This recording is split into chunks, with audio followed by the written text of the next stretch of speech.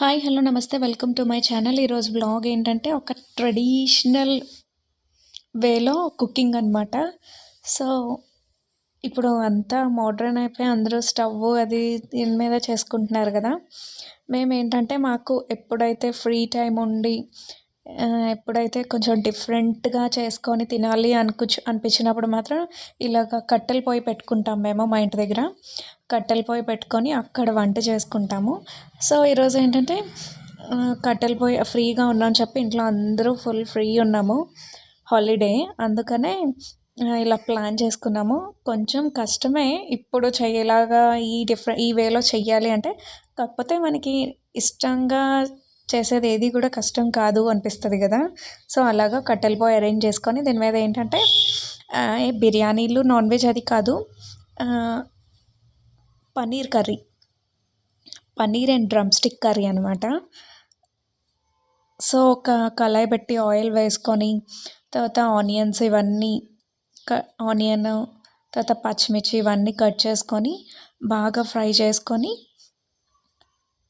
చూసుకోండి. మంట అనేది అడ్జస్ట్ చేసుకోవాలి, మరీ ఎక్కువ హై పెట్టేయకూడదు, అలాగని అసలు లేకుండా ఉండదు.